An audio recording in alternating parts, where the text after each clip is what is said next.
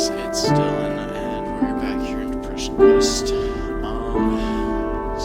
we are going to hopefully be doing the last part today. It might be one more part, I don't know. I don't know how long the story is. We'll find out soon enough, I'm sure. So, let's continue where we left off. It's yet another sleepless Tuesday night. You're at Alex's apartment, wide awake in bed, as she's sleeping peacefully beside you. She fell asleep hours ago, and you've been lying here unable to shut your brain up long enough to fall asleep. You've added the feelings of insecurity about your relationship to the rest of your noise in your head, keeping you up tonight. It was kind of a tense night between the two of you. You arrived after a stressful day at work, and as you made dinner tonight, you barely said a word. You were stuck in your own head, and had a hard time really being present with her as your thoughts turned all the ways. You feel like you're deficient at being a good person and beating yourself up mentally for each one. You told her she told you she could tell you were in one of your moods, and said that she wouldn't push you, but missed talking to you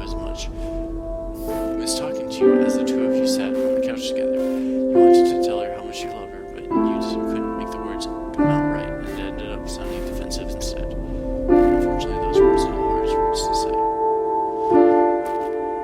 As you lay there next to her now, you trace your fingers across her arm just slightly enough not to wake her. You still haven't explained your depression to her, or how you've started seeing a therapist, or that you've been taking medication, and it's simply starting to feel more and more like a secret you're keeping instead of something she simply doesn't know about yet. It's become more and more apparent that it's impacting your relationship with her, and you feel guilty about this. However, you're also terrified that if she knew exactly how fucked up you are, that she would leave you. You already worry that she's only with you because she doesn't realize how terrible of a person you already are. And you're afraid that this would be the final thing to expose you. She stirs in her sleep, and squints as she opens her eyes with the confusion that comes with waking up. She asks if you're awake, and then if everything is okay.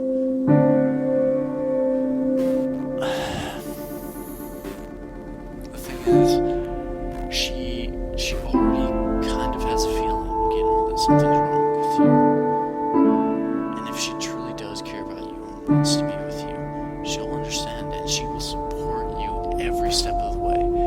Because if she doesn't support you through that, then I don't understand her, because she'd have been with you for no reason,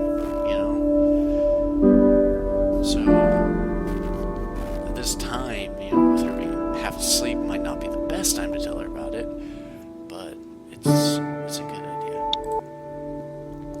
You feel like a jerk for accidentally waking her up, but you're afraid if you put this off any longer that you won't find the strength to tell her everything later. No, actually, everything isn't okay. Can I tell you something important? Alex sits up, rubbing the sleep out of her eyes. For the rest of the night, you lay side by side, holding hands as you tell her everything. You tell her how it's more than just feeling sad sometimes, how you feel trapped by your own mind sometimes, how sometimes you feel nothing at all, and how you can't shake it off. You tell her how you've started going to therapy, how you feel embarrassed about it, and how it's working out for you. She listens the entire time, occasionally asking questions about how this or that works, or asking you to explain something further. She squeezes your hand and tells you she understands, and that she's sad you didn't tell her sooner. After lying awake for a moment, of what you said, of what you did hits you, you desperately wanted her to say something to tell her how she's feeling about all this, but you're too afraid of what the answer would be to ask. You start convincing yourself that now that she knows everything, she's going to leave. There's no way someone could deal with how you really are. So how can I help? What do you need me to do? She asks. You think for a second, and the answer you come up with fills you with despair. I honestly don't know. I wish I knew how to fix this, but I don't know that you can do anything. I think it's something I just have to live with. She looks at you with sad eyes before kissing you on the forehead. And I'll live it with you, or live with it with you. I don't know how you could possibly love me. She rolls over, wraps her arms around your neck, settling her head on top of yours. You don't need to. Just know that I do.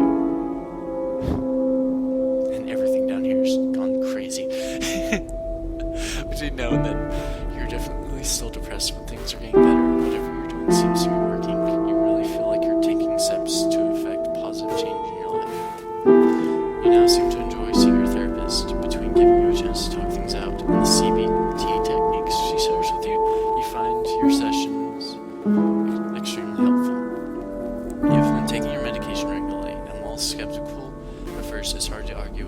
you're feeling better than you have in a long time. It's a Friday night and you're laying across your bed feeling pathetic. As you were leaving work tonight, a group of coworkers asked if you wanted to join them for drinks. Feeling antisocial and put on the spot, you declined. You have a habit of doing this, and you're so often so convinced that you're weird and terrible that any invitation to hang out will end in disappointment for those around you. You never feel like you know how to act in group outings, and you feel like a total creep since it seems to come so naturally to anyone who isn't you. Sorry. You find yourself terrified of breaking some unknown social rule that you don't often go out. Now, however, you find yourself alone at home. Your brain has begun telling you how pathetic and sad you are for being unable to be a normal person and go out with nice people. You can't figure out why you can't just go out and meet people and enjoy yourself at the same time. You're also feeling like you don't possibly want to hang out if they really knew you because you're dull and weird anyway.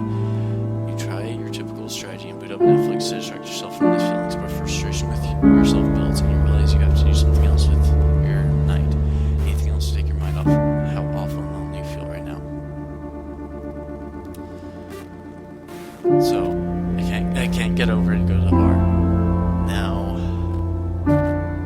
3 of these options are not terrible, because drinking and going out somewhere are the worst possible things you can do, or to go out somewhere alone are probably the worst possible things you can do in this scenario, because drinking will just make you feel worse, and going out somewhere alone will make you feel worse. Of course, sometimes you're left with your thoughts, and sometimes that helps, but in this case, it seems like it's not helping.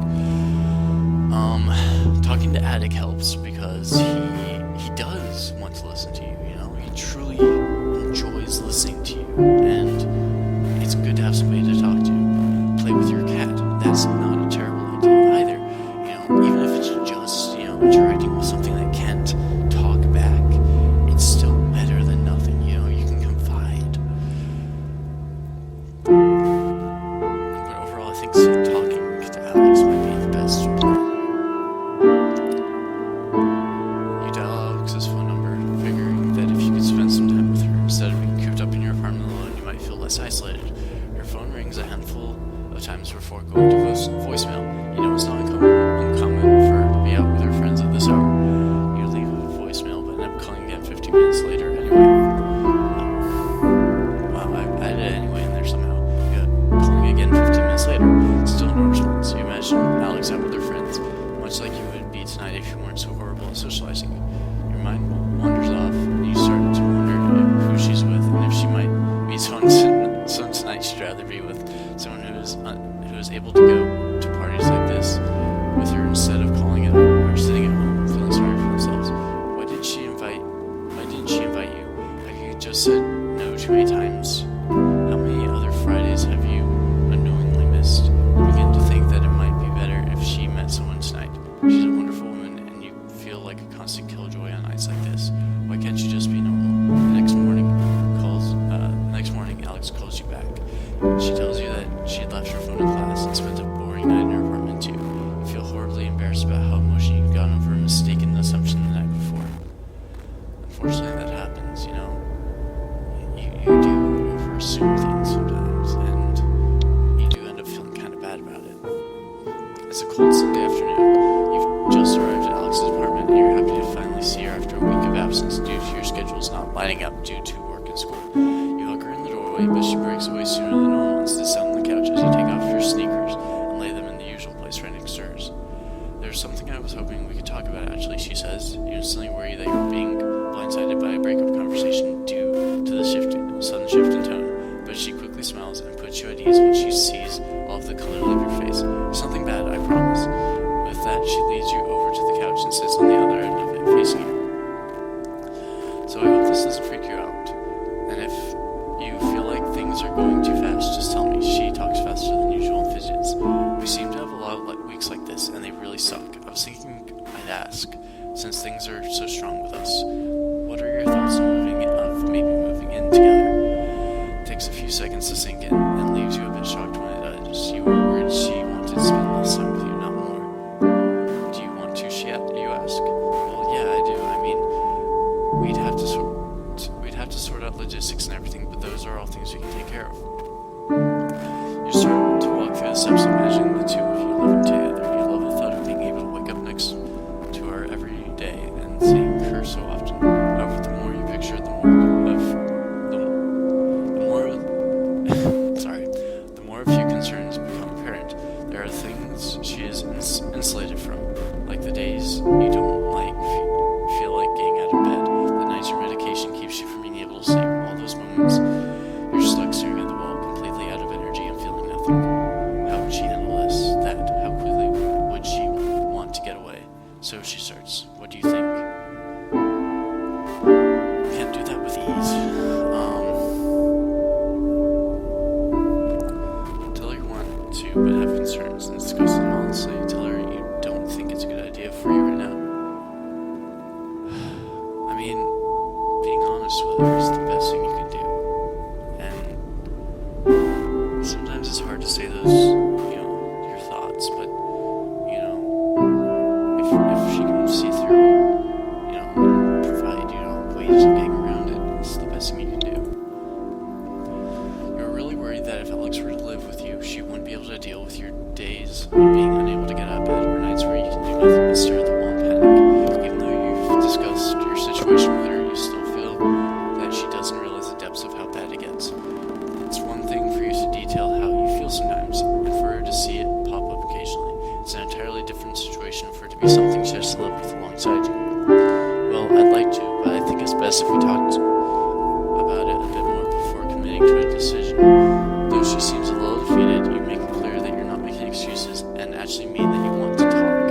You reiterate a lot of what you've told Alex that night, and although she gets a little defensive and tells you that she knows all of that already, she confirms that she's willing to help you sort through your issues. I feel like you forget I love you sometimes. I know that there will be bad days, and I'd rather try to work through them with you. We can figure all this out together. Her words sway you, and you can't help but hold her close to you.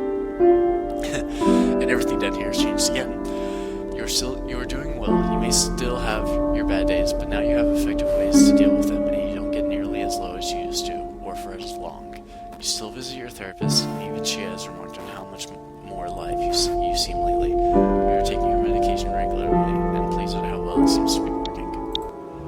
The problem is, at this point, you could still turn around and fall back in, unfortunately. Depression is unfortunately a pit that you just can't completely get out of. You can sit at that edge, but it's like there's a barrier. There are moments where you do fall a little bit back into the hole, but luckily once you're out of it, as far as feeling as best you can, it's usually a lot easier to get back out of once you've gotten out of it once. It's December, and you've returned to your parents' house to celebrate the holidays with your family.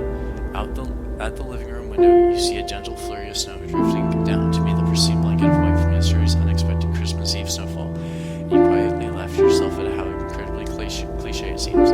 Still, as you sit down to dinner, you can't help but notice how being surrounded by family and the overly kitschy atmosphere your mom's decorations have created have actually made you feel relaxed and almost comfortable.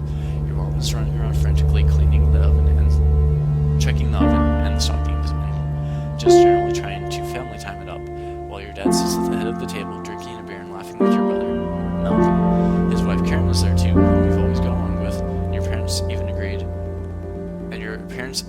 to let you bring your kitten along. She's been darting in and out of people's legs and hopping into laps all night. It's an adorable little kitten. At this point, though, I'd say it's almost a cat. As you thoughtfully munch away at your turkey, listening to the conversations around you, your thoughts drift back over the last few months. You think about how hard things have gotten, replaying over in your head some of your worst as well as some of your best memories. It seems like all these things just came to a head over the past few months, with a sudden flurry of relationship turmoil and professional anxiety, social stress, and above all, an omnipresent sense of weight that it seems to have just recently become aware of. You're drawn out of your reverie by your dad's familiar booming laugh, and some cheesy comment Malcolm made seems to have hit its mark. Sitting at that table, you're suddenly immensely glad for the chance to be able to ignore everything for an evening and not have to struggle trying to explain yourself for once. Fortunately, everyone seems to be content with laughing at each other's jokes and discussing favorite sports teams.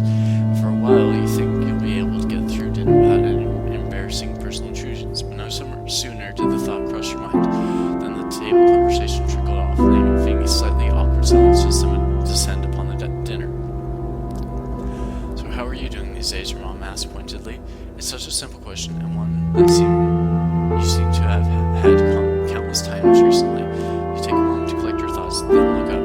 You take a deep breath. Well, you've never really thought of yourself as a fighter, and even to say it now sounds hooky. But looking back on the past few months to where you are now, it really does feel like you've endured an immense struggle. You look at where you are now with a sense of something that isn't quite pride. Also, the picture up there is very significant to this. You still hate your job and find it unpleasant, but you're surprised to find that going into work every day is no longer a monumental challenge. You've started adopting some clever techniques, like taking short 2-minute breaks every hour to break up the monotony, and you now view your job as just 8 short hours every day, a compartmentalization technique Dr. Melville told you about that you've found actually works quite well. You know this job isn't what you want to do for the rest of your life, and you've started actively looking for other positions, even attending a couple of preliminary interviews. You've started making efforts to go out with your friends more. While the social scene still isn't very comfortable sometimes, still makes you very uncomfortable sometimes, you're more and more able to let yourself just enjoy the company of your friends. In fact, your relationship with many of them has increased over the past little while. You still definitely have days where you flake out or just don't feel up to hanging out, but for the most part, your friends are understanding and appreciate your communication. By far, the biggest change you notice in your life has been in your relationship with Alex. You were terrified of talking to her about everything at first, but looking back, you feel like it's only strengthened your relationship. She was always supportive of you emotionally, but lately the two of you have been even more in sync, and it's really starting to feel like you're building a life together. It even feels like the two of you have been making a more concerted effort to sync up your schedules and have been spending more of your downtime with each other. Pretty soon you think moving in together may be a very real possibility. Dr. Melville has commented on how well you seem to be doing, and whether a result of the therapy, the medication, or both, you can't help but agree.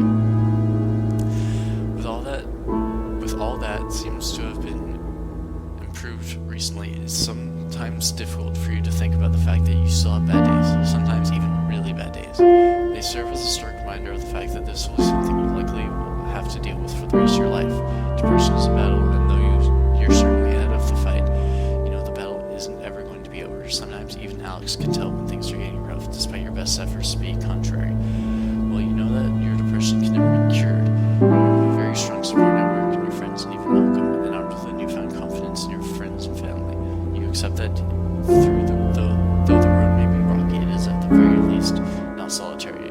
You meet your mom's gaze from across the table and muster up a smile. "I'm good, Mom," you tell her. She says nothing, but you can feel her smile from across the room. And that is the end of Depression Quest. Certain parts in this were really hard for me to read, and especially this last part there. Just like the last few paragraphs there were hard to read. I can feel the tears in my eyes right now. It's as I said, you don't think that you'll ever truly escape the depression, and it's true. You know, chances of getting through it are generally impossible, and you will feel the days, you know. I feel them still, and I feel like I really did play my story right there. Because, sincerely, it's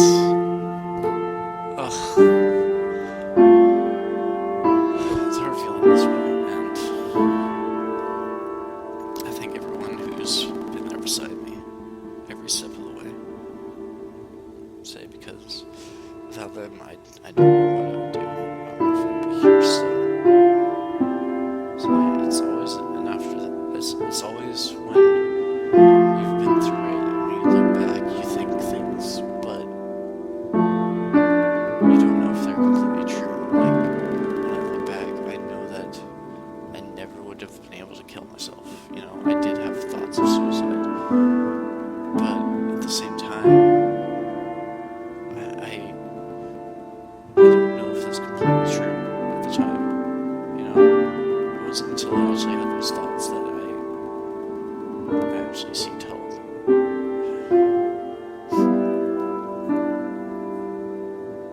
Sincerely, I want everyone who watches this video to please lead a happy and full life. Please. I would hate to know that my words fell on deaf ears to anyone who watched this. Because this is every ounce of my emotion saying these words here. So, before I get any more emotional than I already am, I'm going to wish you guys goodbye and enjoy your day, and I will talk to you later.